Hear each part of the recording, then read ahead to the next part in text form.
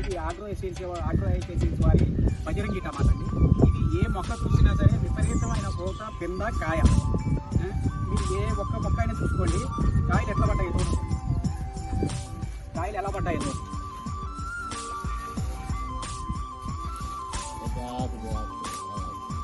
కాయలు ఎలా పడ్డాయి, పరిచినట్టు పడిపోయింది. మొత్తం చేనంతా కూడా అలాగే పడింది. మీకు ఏ మొక్క చూసుకున్నానండి, ఏ మొక్క చూసుకున్నా ఇదిగోండి ఏమండి, ఏ మొక్క చూసినా సరే, ఏ ఇది చూసినా సరే మీకు ఎలా పడిందో చూడండి.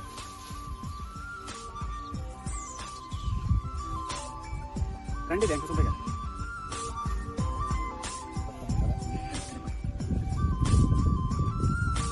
మనం ఈ కోసినూరు పొలంలో దేవరపోయిన వెంకటసుబ్బయ్య గారి పొలంలో బజరంగి ఇది ఫీల్డ్.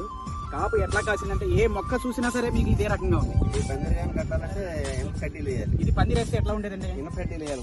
వాసాలాగలు అంత దిగుబడి ఉంది. వాసాలాగలు ఇది ఈ వెరైటీ వచ్చేపటికి ప్రతి ఒక్కరూ కూడా ఖరీఫ్ అండ్ రబీ 2 రకాల పంటలకి అనుకూలమైంది. కాయ సైజు మినిమం 100 గ్రాములు వచ్చిందండి. ఏ కాయ చూసినా మీకు 100 గ్రాములు అట్లా ఉంటుంది. కాయ సైజు కూడా 7 బాగా వచ్చింది. కాయ సైజు కానీ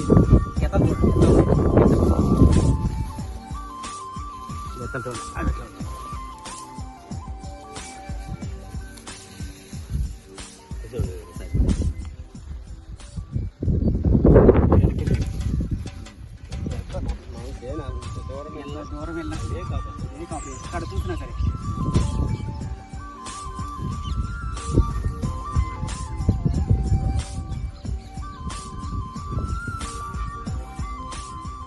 ఇది మన కోసూరు పాలెంలో దేవనపోయిన వెంకటసుబ్బయ్య గారు పొలం. ఇది ఆగ్రహ బజరంగి మామూలుగా బాగా చేశారండి.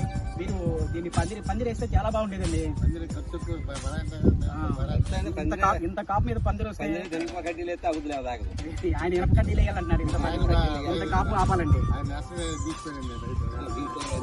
మామూలుగా